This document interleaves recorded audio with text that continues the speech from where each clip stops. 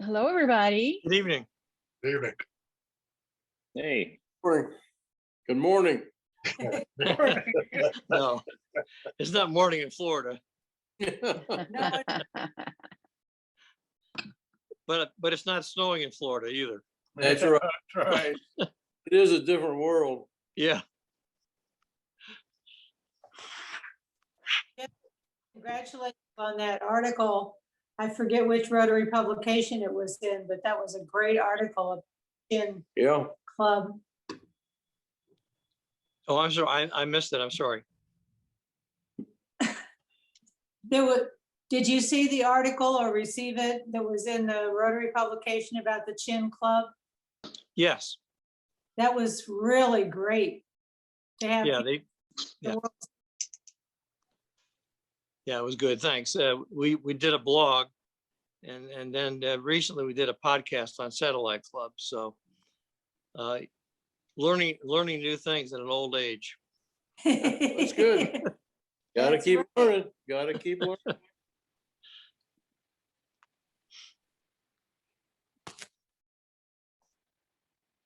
Hey, good evening. Hello.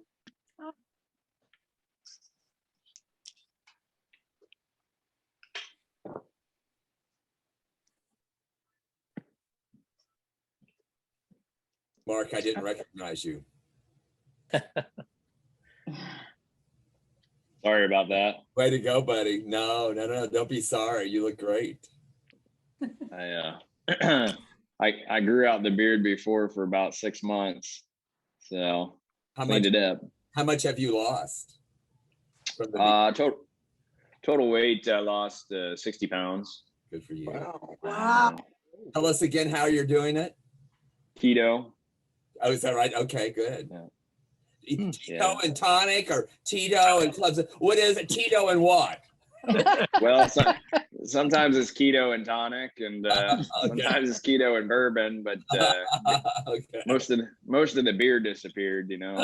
Oh yeah, that's key, isn't it? Yeah. Right. Of all of the alcohols, which is the most keto friendly, would you say?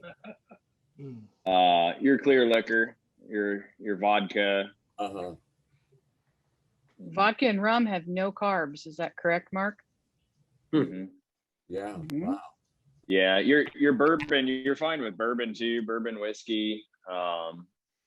Basically, none of it when you're trying to lose weight, it all kind of stalls you. They say if you drink alcohol, it stalls you for 3 days if you're trying to lose weight. But if you're not trying to lose weight and you just want to drink, then stick to liquor and you should be good.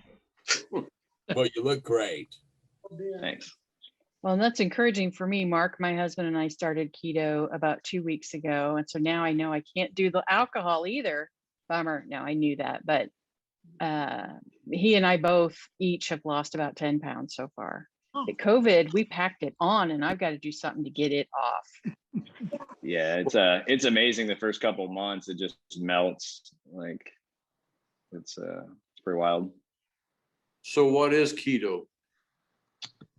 Low carb, no sugar. So you give up bread and sugars. You don't have to give up. No pasta. Give up what? Chocolate. Well, you replace the chocolate with sugar-free chocolate. Oh, that's good.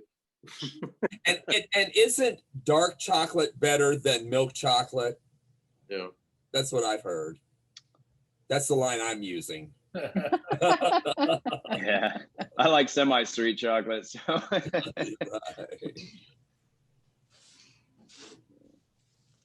Well, we had a guest speaker scheduled for tonight. They have not joined us, but it's only 7:32. In the email that I sent out to you guys are links to the district conference we just had on Saturday, and also the breakout session where we did our annual business meeting, the Rotary Awards for this Rotary year from our District Governor Joe Collings, and also the memorial slide that Chris Harrison put together. Thanks, Chris, for doing that. And Chris, you saved my bacon more than once on Saturday, and I appreciate all your help Saturday. That memorial service was beautiful. And that was a great job, Chris. Yes. Yeah. Absolutely. Very good. And Terry, I know you had a little hand in that too. You pulled all the files together. What a great team. It takes a village, doesn't it? I was really nervous at the when it came time to press play, just given the audio issues throughout the day, like if people were hearing the stream that I was putting out. And for like the 5 minutes before it, I was panicking, reading every self-help article on Zoom about how to share your screen and make sure you share audio, how to share audio from your system. So I was studying. And I had my kazoo ready just in case. Well, in the editing, I did a light bit of editing to those videos. Not, I didn't go in for a deep dive where I could have done a lot better job, but I did fix in our breakout session where the students, the student who had won speech contest and that video wasn't working. It is in the video that I posted onto the district YouTube channel, and it's in the link that I emailed you today. And she was from what club? She was representing the Indianapolis club, but she was a Westfield High School student. And it was a really good speech. The title of it was something about give every kid a knife. And she talked about the importance of home ec education from elementary, junior high, and high school. It was really good. You just can't take that knife to school. Nope.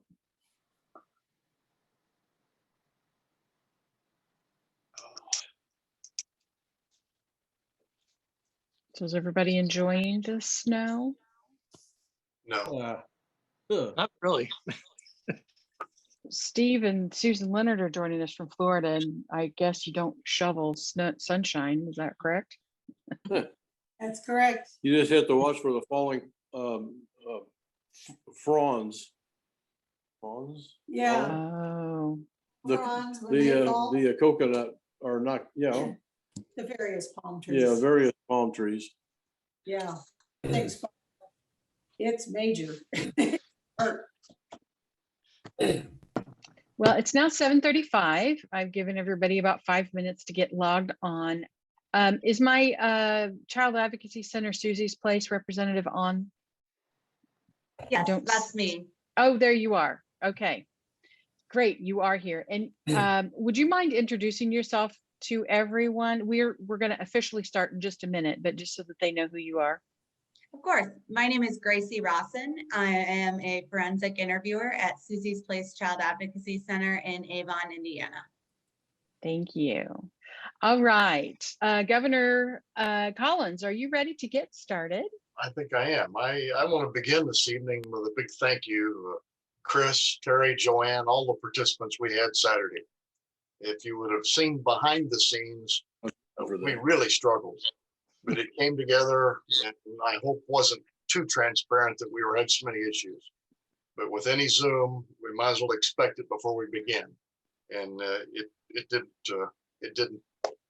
didn't hold back. It held forward, and we did the best we could. And I apologize for all the small little quirks, but I think overall it was a great conference. We've had a lot of comments made in the last day or two.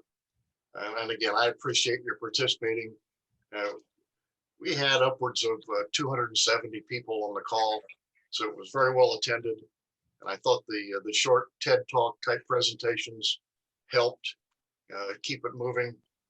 And as you can imagine, the somber attitude of the governor from the Southern District, she was so dismal and didn't smile at all. It really helped keep things perked up. And that's just a personality that it's effervescent. So I did appreciate that. Jennifer mentioned we had a few awards given, and I don't know if you all are familiar with those. They'll be in the magazine in a couple of days or this next week. But Jennifer received the Shoemaker Branham Award for service, and rightfully so. She's been there for all of these Zooms, put her heart and soul in it, and much appreciated. Another one, we had Bruce Watson received the same Branham Shoemaker Award for his service with the club planning, strategic planning, and new membership. We had an assistant governor of the year, a young man sitting on the meeting tonight with us, David Strand. David, again, very much appreciate what you've been doing and your consistent participation. Thank you. Distinguished service, we had a 6-year member of our annual fund, our not annual fund, but our foundation, pardon me. And he described the monies that we've gone through in the past 6 years, some of the projects, but it was past District Governor Salim Najjar. We had 2 Rotary clubs recognized. The Rotary Club of the Year on the small version is the Rotary Club of Southport International. The work they're doing, the organization that they put together, and what they're continuing to do for their family members in Myanmar. The large club of the year went to Indianapolis based upon their activity level, the things they're doing in the community, both civic, fraternal type organizational, 531 meetings, new member indoctrination is excellent. And I just wanted to be everyone to be aware of what they're doing for the community and for Rotary International. And the last award was to the Rotarian of the Year. And this young man has been there, has been great counsel. He's a very active member of the largest club in the district, instrumental in our satellite club formations, and is even a member of the board of directors of the Southport International Club. Jeff Blake, Jeff, I very much appreciate your support this year. Thank you very much. Thank you, Joe. The format was something that we put together, well, several weeks ago. Jessica and I opted not to have a large committee, that we kept it within 4 or 5 people. More than anything else, knowing it was going to be a Zoom effort, and we really didn't need the finance committee and some of the things we normally do for a large district conference. But I think overall it went well. As Jennifer mentioned, as we logged on, it is available. The links are there. They're on our YouTube site as well. The speech that we missed is present.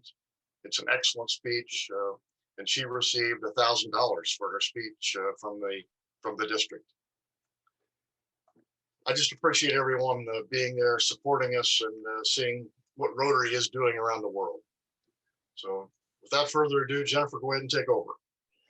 All right, I have a couple of key points I want to remind you of. May 1st is the deadline for your clubs to apply for district grants, and there is money there that we'd like to get into the local communities. So please make sure that you do go to the district YouTube page, YouTube channel, and watch the 3 one-hour videos on district grant management training. Email District Governor Joe Collings with the 2 individuals' names from your club who have completed watching those 3 videos. Also on that district YouTube page, you're going to find our district conference, and you're going to find the breakout session where you'll see the youth speech contest winners video. The Rotary Citation, I want to remind you about that. For each club, you can earn the Rotary International Presidential Citation. And the way they track that is through the goals that you've entered on Rotary.org under Club Central for your club dashboard, and you enter your club goals in there. Your assistant governor can help you if you don't have those entered, or if you need to tweak them, because remember, you can change those all the way up throughout your Rotary year with your service club hours and your projects and a number of times per month you're going to post to social media. If those goals have changed because maybe your social media chair is no longer in your club and you got to tweak that, you can do it. It is not carved in stone or written in Sharpie. You can adjust those goals. Paul Harris Fellow, I am embarrassed to say I still don't have that done.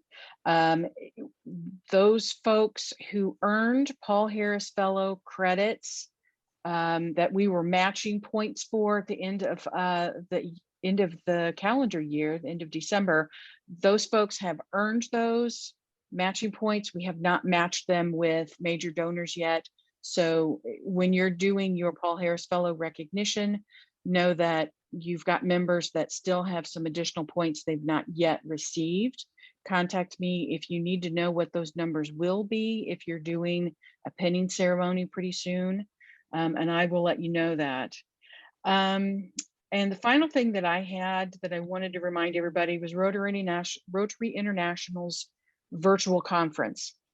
Please remember to register, promote that in your clubs, make sure that they know that the conference is not in Taipei this year. It has been canceled, but it is, well, I shouldn't say canceled, it has been redirected to a virtual conference. And so if you look out on social media, on Rotary's website, on the district informational things like emails that you're getting, the newsletter that you're getting, probably also on the Facebook page, there's lots of places where you can go to find out more information. Southport International President is just now joining us. He had a meeting earlier, and we did give him a shout out a minute ago. Joe, did you want to greet him as he comes in? Yes. John Thong Moon, are you present? Yes. Are you aware of the fact that your club was awarded the Rotary Club of the Year small version? Oh, no, That not happened yet. on Saturday, yes. Oh, thank you. And I'll be present as soon as we can get back together and make that award personally. Congratulations. Great, great. Yeah, thank you, Jeff. Thank you, Joe. And thank you, everybody. Yes. Thank you. Thank you, John. I told him that you'd be joining us later, and Salim Najjar is also going to be joining us a little bit later too. But without any further ado, let's get to our featured guest speaker. Our assistant governors met with an individual this past earlier this month. Since I am having brain fade. This is April, right?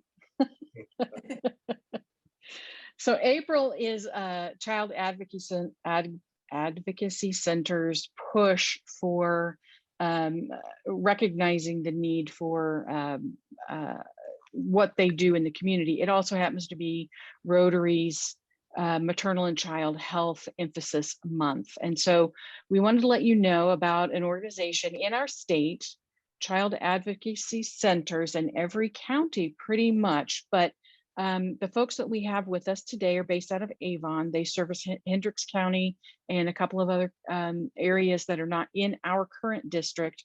But I'm from Crawfordsville, which is Montgomery County, and we've had several children from Montgomery County who received services from Susie's Place, which is the name of this particular organization. Every community has one, and Joanne McKinney was a great help in explaining, how this happened in Muncie and their community.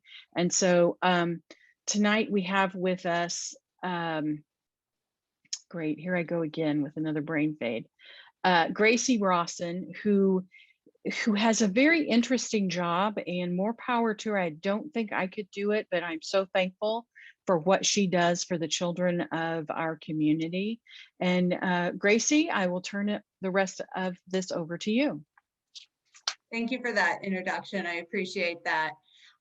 So for those of you that weren't on earlier, my name is Gracie. I am a forensic interviewer at Susie's Place Child Advocacy Center, and we just wanted to share a little information about what we do, and as Jennifer said, about April being National Child Abuse Prevention Month.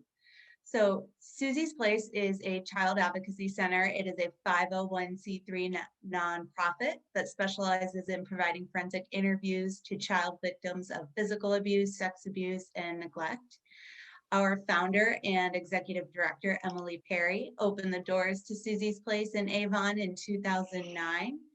And in 2011, we opened a second center in Bloomington, Indiana, and then a third center in Terre Haute in 2017.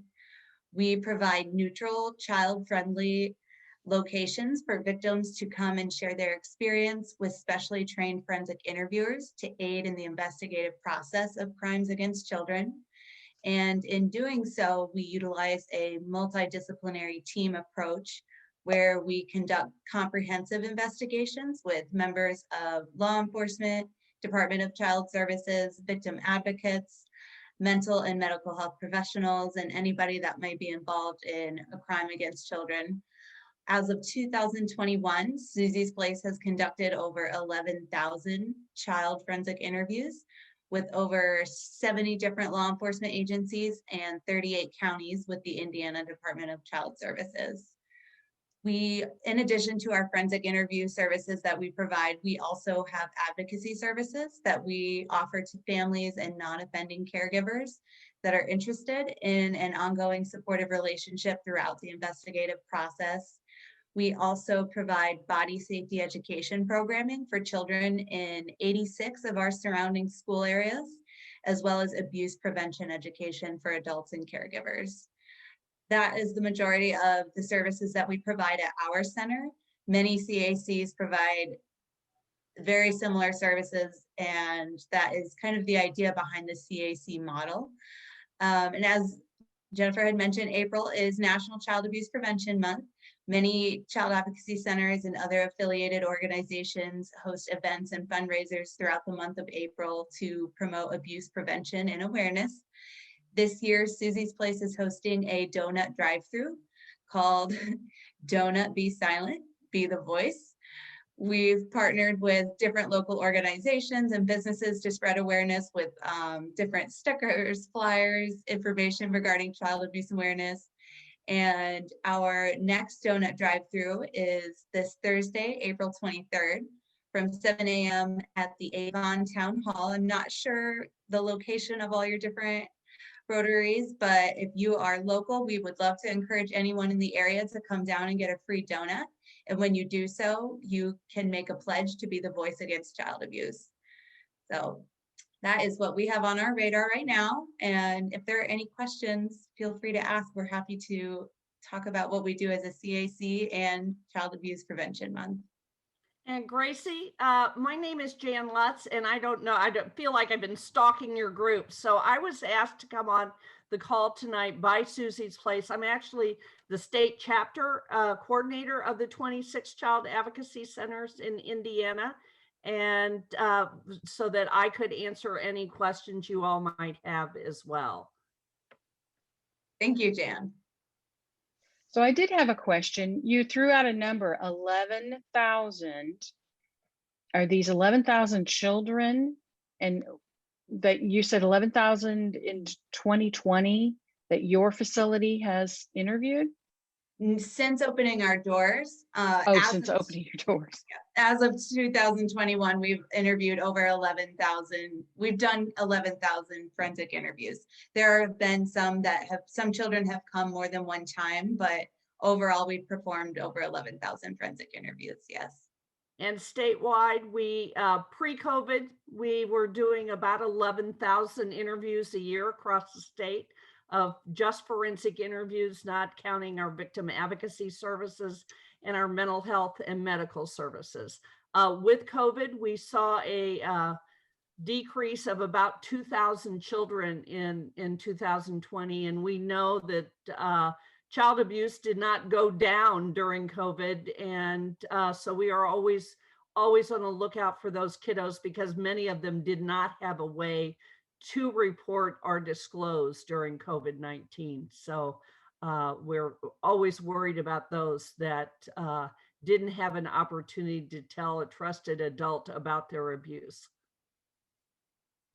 As Rotary clubs, our motto is service above self. And we're always looking for opportunities to serve our community. Do you have any ideas how a Rotary club of volunteers could help in Child Abuse Prevention Month, or maybe some ideas that we can partner with your 501c3 that we can serve the children of our communities?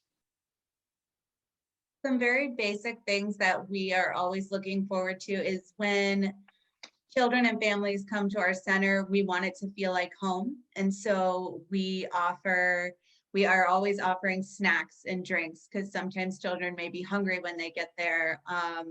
Very basic needs we want to make sure are met during the interview, before the interview, and after the interview. And so we are always open to any type of donation, whether it's monetary or simply donating snacks, bottles of water, anything like that is we are always open to that. If we always like to have volunteers in the center. If anybody is ever interested in coming for a tour or just helping out with some basic paperwork that sometimes our interviewers and our advocates get tied up with interviews and can't get to, we are always open to having more volunteers. Those are typically what we are looking for the most, is just having volunteers in the center, and any type of donation is always greatly appreciated. And that's true statewide as well. Many of our federal and statewide grants don't allow us to buy snack food for the children. Many of them come for an interview before breakfast. Some come right after school. So we really do need these kiddos in their best frame in order to get a good forensic interview. We don't want anyone sitting in the forensic interviewing room and listening to their tummies growl, right, Gracie? Right. And you, the chapter actually has a website, which is incacs.org, and all of the CACs in Indiana are listed there with their websites. I know Susie's Place is on there as well with their 3 locations, but most of those websites have a wish list of, and it changes all the time, of those kinds of donations that child advocacy centers need on a regular basis. Jan, could you put that website in our chat for us so that we'll have a record of that? I appreciate that. I became acquainted with Susie's Place because of one of their employees, happens to be the daughter of one of my Rotary Club members, and she spoke to our club. When we spoke with the assistant governors at our assistant governor meeting, Joanne McKinney from the Muncie Club, who's an assistant governor, spoke about how this impacts a child's life. And for those of us who may not have any experience at all with what goes on when abuse is reported, Joanne, would you mind sharing what you shared with the rest of the assistant governors as far as what life was like for a kid before there was a team of people? Actually, my husband is on this call. Oh, is he? He is the Sunrise Rotarian incoming president-elect, and this is actually his cup of tea. I got to drink the Kool-Aid for many years, so I could actually talk about it a little bit, but he is much better equipped for this than I am. All right, Mr. Expert, Mark. Mark, this is Jan Lutz. It's been a long time. Mark, it has indeed. Mark is actually the founding member of the CAC in Muncie, Indiana, and we worked on that project together a long time ago. Yeah. So a different life for me when I was the prosecutor in Delaware County, fairly early in my career, was exposed to having to comprehend and then communicate to a jury what child abuse truly was and what the effect was on a kid that had to go through the process. And at that time it was, they would disclose typically to maybe a family member, to a friend, to a teacher, to a minister, and that individual would then question the kid, tell me what happened. And then that person would then call the police, call DCS, call their boss, whoever it might be. They would question the kid again. Then the police would come in and investigate and do another interview. And by the time a case got to my office, to a prosecutor, that child had told their story maybe 4 or 5 different times, suffering additional obviously negative effects from having to recount that horror. And additionally, it's next to impossible for a witness to tell the story consistently every single time. There's always going to be inconsistencies, and good defense attorneys can pick those inconsistencies apart and really jeopardize a prosecution. So the whole idea behind the child advocacy centers was to educate, number one, so that we didn't have these multiple interviews. You gain just enough information to be able to contact the agency who come in, they do one recorded interview and that's it, so that the child doesn't have to relive these negative incidents. You have it recorded, you have a multidisciplinary team that's watching the interviews so that services can immediately be recommended and referred to the family of or to the victim and the victim's family. And you get a much stronger investigative package going to the prosecutor to be able to prosecute these cases. And the percentage of disclosed child abuse cases that get prosecuted in those jurisdictions that have child advocacy centers is vastly greater than those jurisdictions that do not have child advocacy centers, and the prosecutions are much more successful. So it's a win-win-win-win-win all the way across the board. I love the program and I love the people that do that work. Thank you, Mark. And he forgot to mention the part that I feel the most strongly about too, is to have the victim in court with the perpetrator is just another trauma to the child, to the victim. So it's one less pass. They don't have to go into a courtroom. They don't have to be scared. You know, it's scary for an adult to go into a courtroom. Everyone gets nervous, but you know, he's always told me the story of, you know, holding the hands of these kids and walking them into the courtroom and just shuddering all over again, because you got to put them through this trauma again. And typically they're in the room with perpetrator, and that perpetrator is probably staring them down. So this eliminates all of that and lets them have, you know, one pass with a friendly interviewer, forensic interviewer.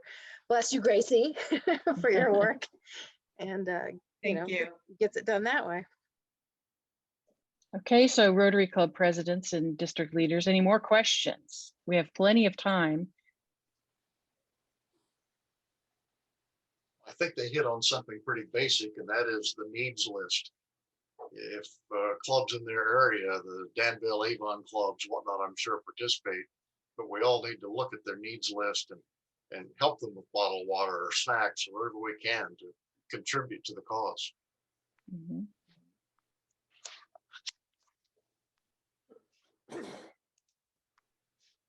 Gracie, do you have a map? Gracie, do you have a map showing numbers of children?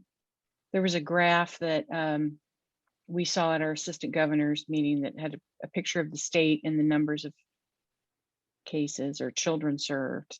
Do you know what I'm talking about? I do not have that. Okay, map I'm sorry. Jan, do you have that map? That map shows where there are child advocacy centers. It doesn't have the number of children in each of the areas.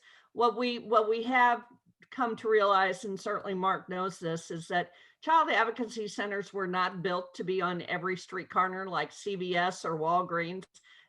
We have 26 child advocacy centers. We have 5 satellite centers, and we serve 92 of the 93 counties in Indiana. We have one county that has opted out at this point. So, but we are able to say that if a child needs a forensic interview in the state of Indiana, they are no more than, and many times much less than 25 to 30 minutes away from a child advocacy center. And every bit as important as volunteering and water and snacks, just the awareness. Just talk. I mean, it's Child Abuse Awareness Month. Talk about it at your club meetings. Make them aware of the issue and the resources that are available in your community or close to your community, so that the word continues to get out. And Mark well knows how important it is for us to educate everyone, educate potential jurors, because juries just really don't want to hear about this kind of thing, and they certainly many times don't understand the impact it has on the child and the family.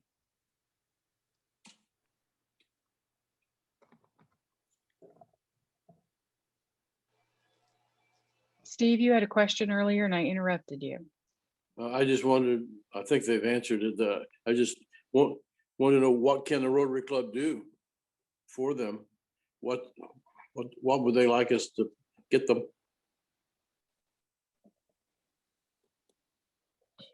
Yeah, I think everyone's described it perfectly. Any kind of donation, like we will take snacks, any types of snacks, kids love anything a kid would like. Fruit snacks, little chips, tiny packages of Oreos. They just like it all. We just like to make sure that they have those types of things when they come in so that they're not hungry during an interview. Bottles of water, juice boxes, anything like that. We are open to. Snacks is usually what we go through the quickest. And like Jan said, just spreading the word and getting the word out, especially during the month of April, like Mark had mentioned. Talking about child abuse awareness is important because it's, as we had said, it's not something that people are very comfortable with, but it's so important. So do you have big events, socials, fundraisers, things that we could partner with you in? Or do you have like a big ask where maybe we would apply for a district grant through our Rotary District Foundation that would be of benefit to our communities by benefiting your organization? Our upcoming event is essentially just a pledge. It's not exactly a fundraiser. Our event for April this year, we just are working towards spreading awareness with our donut drive-through. We'll be passing out stickers and information about preventing child abuse and recognizing child abuse. But we are always open to a donation in the name of the Rotary Club if that is something that you're interested in pertaining to Child Abuse Awareness Month. If we don't have anything set up like that specifically for the month of April because our intention is just to get the word out, but that is something that would always be welcome with open arms. Well, I guess what I'm trying to say is we're more doers than we are. I mean, we could be check writers too, but we're always, especially because of COVID, because we've all been sitting on our hands, we're looking for ways that we can do something as a club to help. And so anything, I mean, you may think of something, you know, in a week or two, you can always let us know.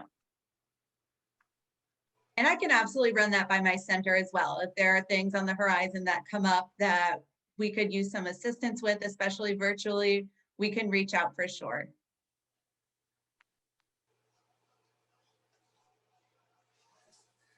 Might we be able to get a list of the centers in our general area, central Indiana, with some contact information about how we could reach them to specifically ask them if there's something they want? I mean, I understand what you said. Or deliver the stuff.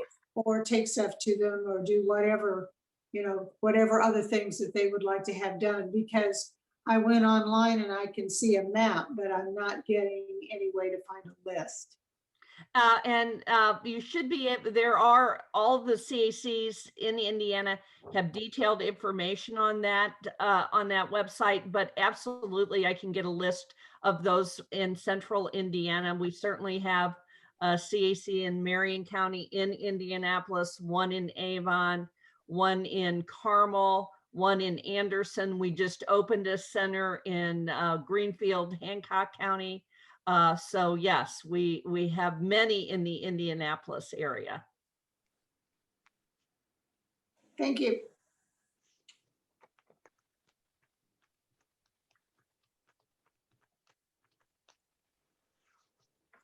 Well, Gracie, I thank you and Jan for being on our call tonight.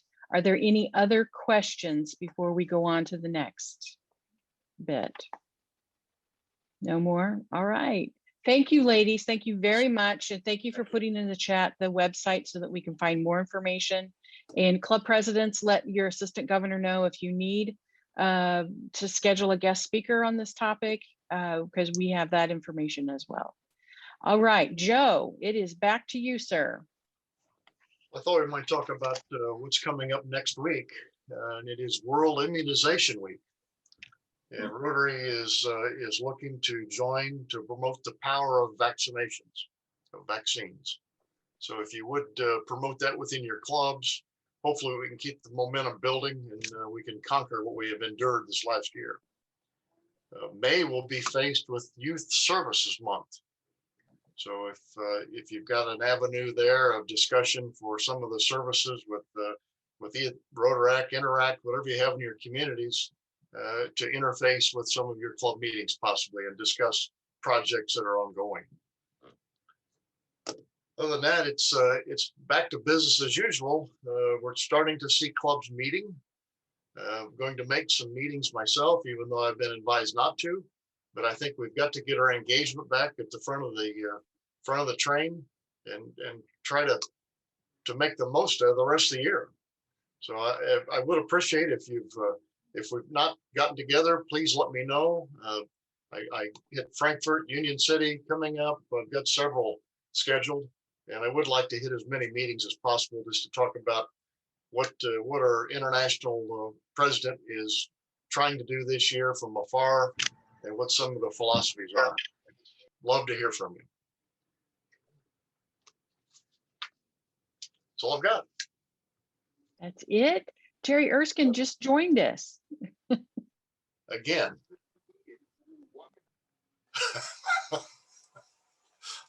I see Salim is on. Salim, congratulations on your award Saturday. We talked about this earlier and you didn't get an opportunity to get an earful, but I did discuss the 6 years you've endured Rotary following your governorship, and we very much appreciate what you've done for us. Thank you.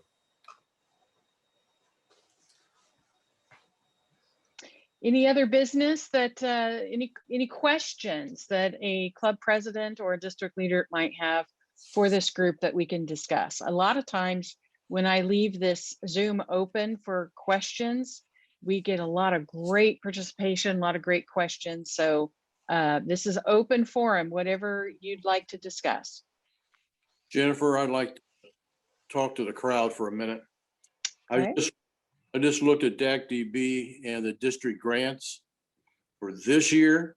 Mm-hmm. We still have 22 grants that are wide open, no reports. We got 4 grants that are kind of in limbo and 7 grants that have actually been completed. So we got a long way to go to get the grants for this year cleared out of the way so we can get going next year. So everybody go back, look in DACDB under district grants. I think some of them have just kind of been forgotten with the COVID issue. You know, they put the grant in, request in, and just, you know, things haven't been normal. So go back, look, get those reports in.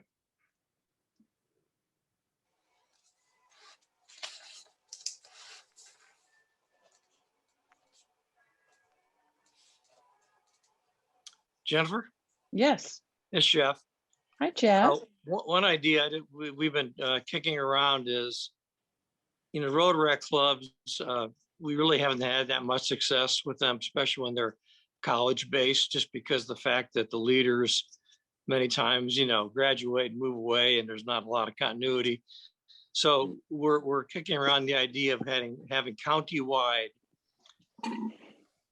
community-based 18 to 30-year-old Rotaract clubs, more as a leadership kind of club and also a feeder system for Rotary. And I know that Marion County, there are 6 clubs, Hamilton County, there are 6 clubs, Henry's County, I'm not sure how many, but I think there are a number of counties where this could happen, especially if the clubs in those areas work together on it. I think that's a great idea. Does everyone know what Rotaract, what it is for and all of that? Because they've recently changed to where there's not an age restriction anymore. Is that correct, Jeff?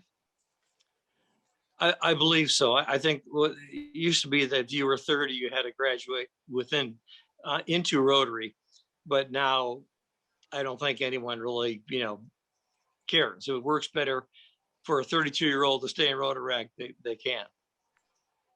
Mm-hmm. I know just at Ball State, we actually, on one of the iterations when we were spooling Rotaract back up again there, we actually had to change the boilerplate bylaws that we get from Rotary to strike out the age limit because it was seen as age discrimination by campus schools. Interesting, yeah.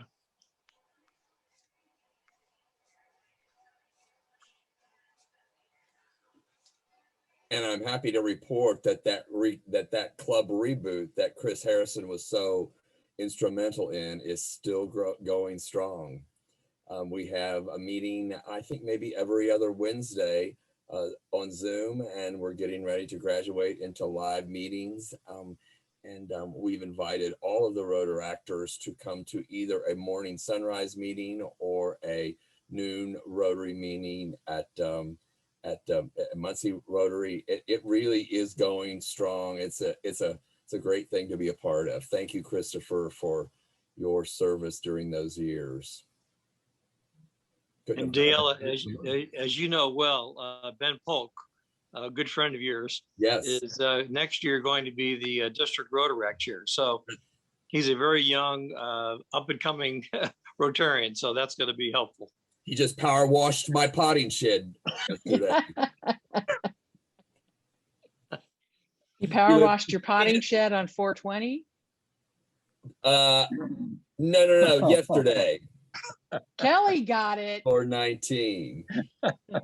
Getting ready for the celebration. No, actually, Ben just lives a couple streets over from me, so we're good buddies, and I'm so excited for him to be the District Rotaract Chair next year. Chris, I bet he calls on you, but during the year. I'm sure he's got my number. I hear the Rotaract Club up there is still doing well. I think if anything, third time's the charm. I know the first iteration started a year before I got to Ball State, and lasted until I think I was in grad school or so, and then it kind of fizzled out. We got another one going for a couple of years, and then no one was really ready to take it on, and so it fizzled out one more time, and then finally we took a breath, found some good motivated individuals, and I think got a good culture going. And during those times with Christopher, and then when I was growing in Muncie Rotary, we developed a signature fundraiser project. It was an etiquette dinner that we did for the Girl Scouts of Muncie, Delaware County. We raised money, but we also created a format to teach young girls in Girl Scouts table etiquette. It was a charming event that we will do again once we're all back in person. I bet those little Girl Scouts just ate that up, loving all of that attention. Oh, well, those college students. We had a high school. We also paired it with a professional fashion show that we would teach the do's and don'ts of professional dress, casual dress, formal dress, and it was really a cool event and well attended.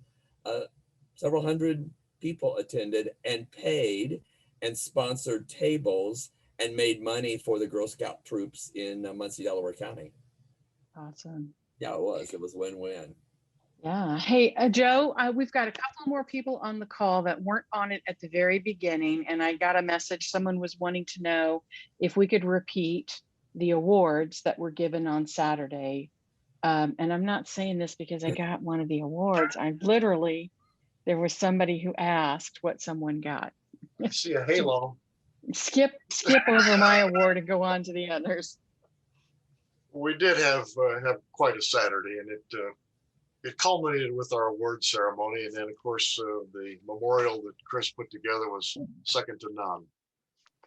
But we had two awards that were the Shoemaker Branham Award for Service to Rotary. The first was Jennifer's award for all the work she's done for me, for Rotary, for the annual fund. She's done a great job, outstanding. A second service award was to Bruce Watson, who is our membership chair, who's been working throughout the year, in fact, the last 2 years on strategic planning, and then following up to see where they are measuring their success in 3 to 5 years. We had a young man who's on the call currently, David Strand, was recognized as our Assistant Governor of the Year. David has done a yeoman's job in being present at his clubs, participating almost 3 or 4 clubs a week, which is just outstanding. I very much appreciate that, David. Thank you. I appreciate you calling me a young man too. Salim has served the district as a past district governor. He serves as a youth study exchange leader. He's done so many different things, but the last 6 years he's been chairman of the 6560 Foundation. And Salim discussed through those 6 years the money that has been raised and contributed toward projects in our district, both in the community and around the globe, which Salim spearheaded this, done a great job. He's finishing his 2nd term this year and will be replaced. I mentioned our Small Rotary Club of the Year award to the group Southport International. John's done a great job keeping that alive, Thornburg, and they're second to none. I mean, they've taken off from a satellite club to a full Rotary club this past fall. They're growing. I saw a new member, in fact, come across today. So the club's beginning to inch forward, and their projects are second to none. Might mention that the problems that are going in Myanmar are being addressed by the club. They're doing some public awareness in the community, and hopefully will provide some assistance to their family and friends that are still there and suffering under the military rule.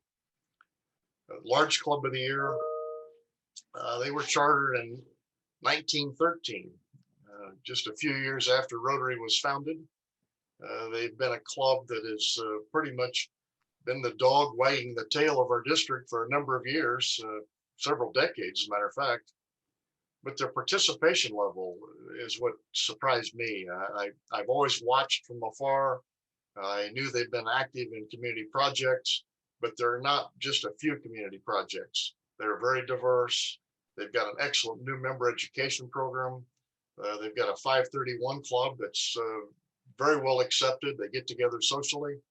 But the Indianapolis Club received that award, and Nick Wright is the president of their club.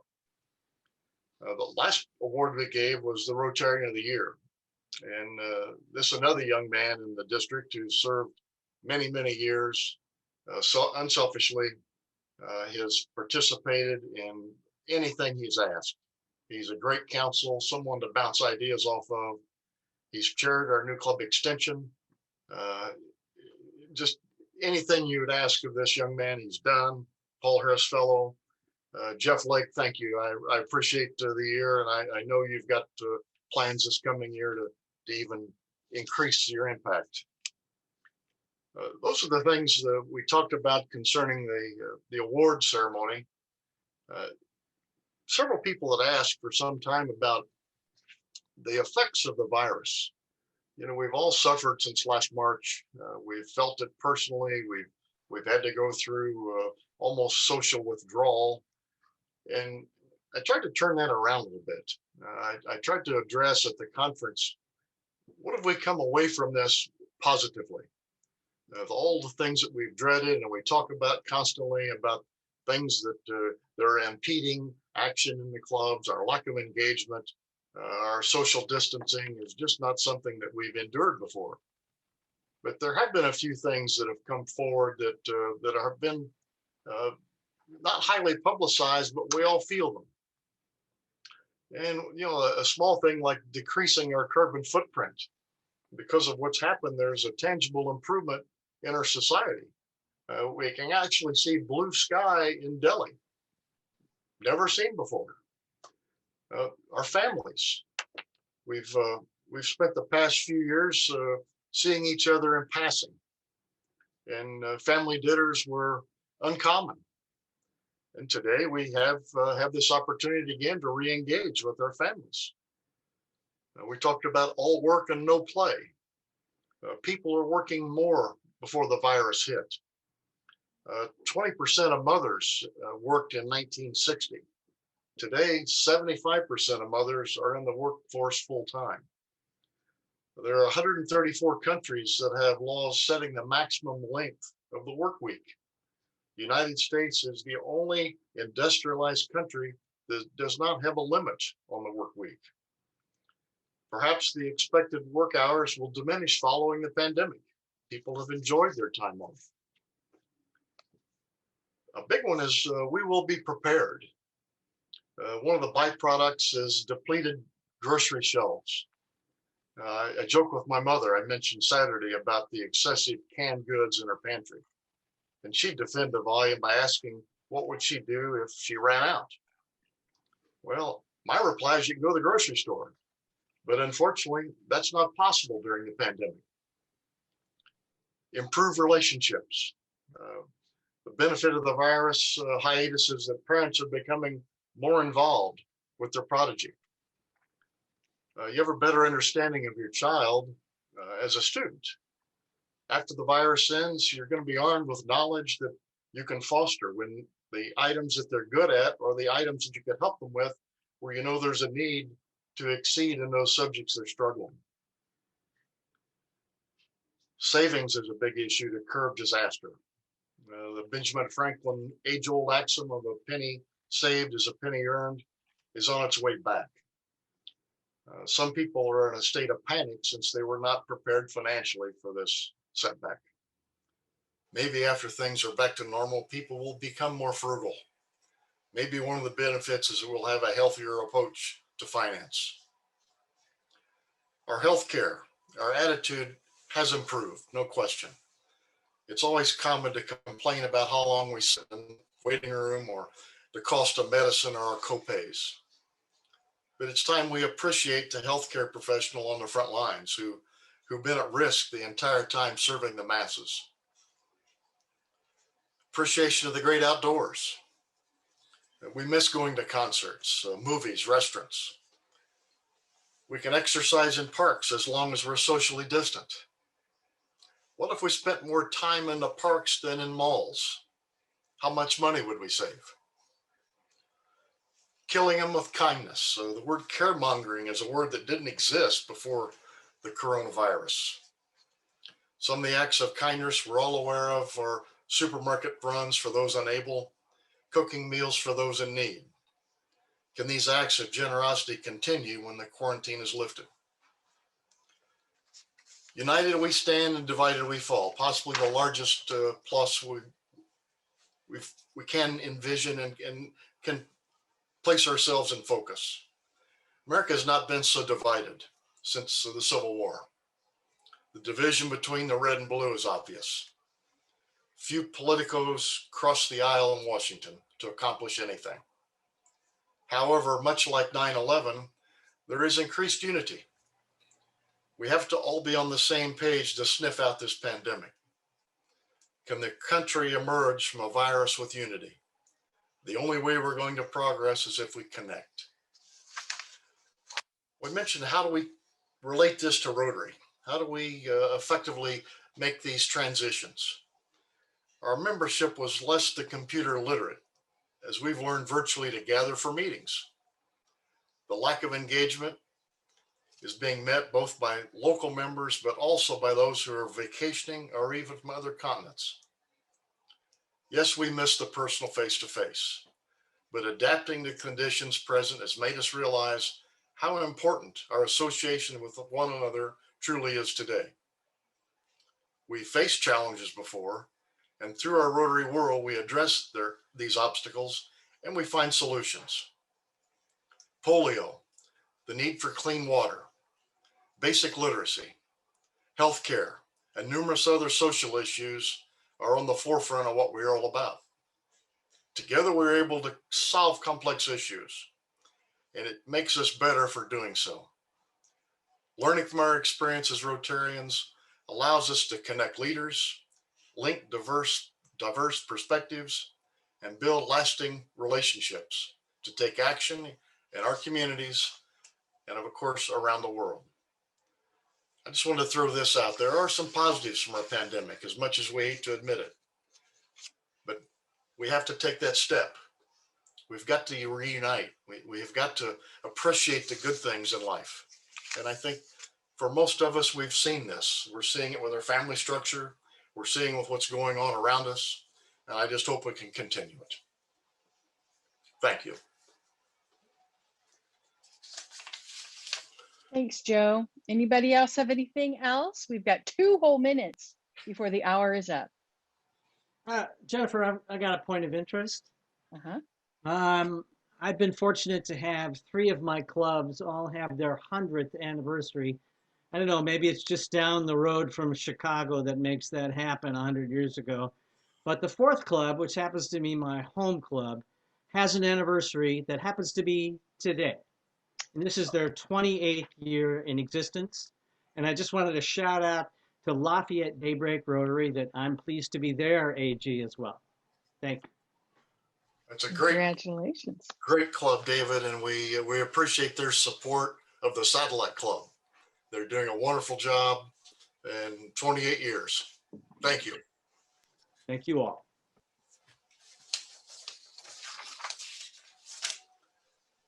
We have 3 of those centennial clubs this year. One of them I'll be visiting this next week. Union City is having a large luncheon celebration recognizing all past Paul Harris Fellows. Have quite a program planned. Greencastle is doing the same. They'll do it this spring when they can get back together. They're making plans now, as is Portland. So I have 3 of those that I'll be attending and making a strong effort in support of them being alive and doing things in the community and serving what we all do, serving above beyond normalcy. I have a question for Steve.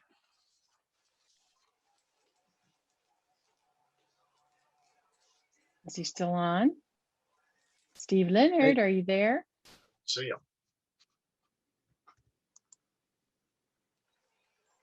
No, he's not. He is. Steve is actually not physically present. He had to run and do something real fast. Oh. So. Well, he was saying we need to get our district grant reports in, and I don't think he mentioned the deadline. Well, Salim, you probably should Kelly, end, but Steve was talking about current district grants, not ones that you are applying for next year. No, that's what I'm asking. He's talking about the clubs that already have an ongoing grant. Those Right. need to be closed before the end of the fiscal year. Okay, so just by the end of May. Right. Right. Okay. So we're on target. Okay. Kelly, there is an opportunity for a special dispensation if there has been a problem with your grants completion, but you do need to notify the grants committee so you can get that special dispensation. We were fortunate. We have 2 grants and they're both in good shape. Excellent. So just to clarify, Salim, you said by the end of the fiscal year, and then I heard somebody say the end of May. Is the end of the fiscal year the end of June or the end of May?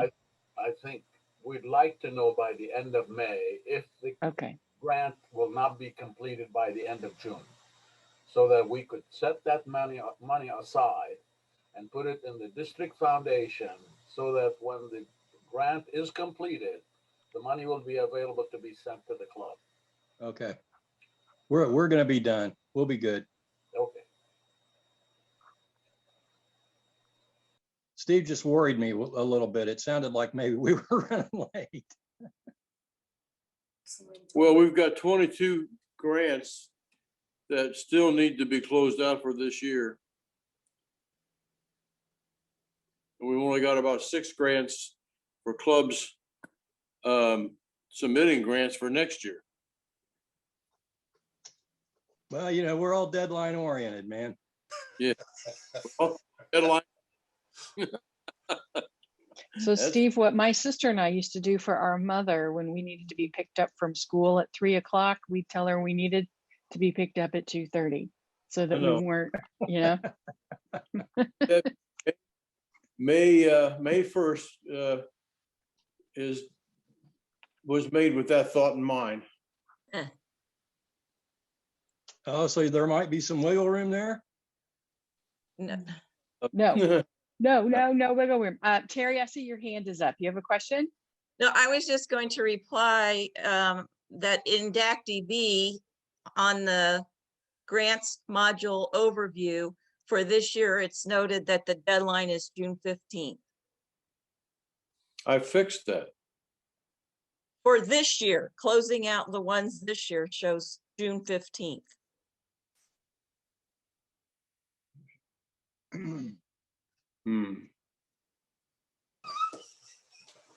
Steve, just so you'll know what I responded on your behalf.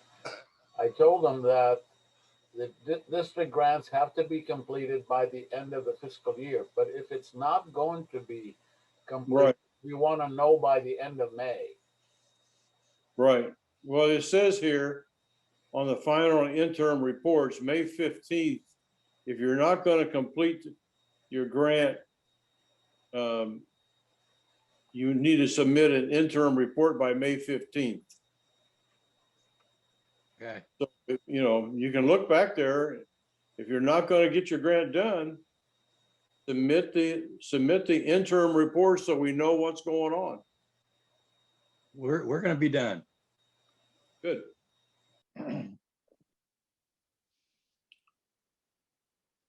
All right, it is 8:34 for those of us in Eastern time. If there are no other questions, Governor, would you like to close our meeting? Well, I just appreciate everyone coming again this evening. This is a great turnout. Saw 28 people on. Great conversation, great questions.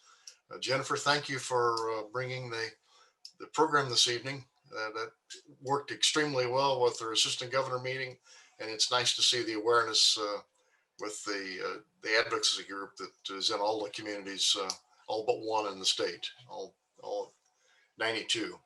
But thank you again, and those that participated. I very much appreciate your efforts for Saturday's conference. It went well, and I appreciate that sincerely.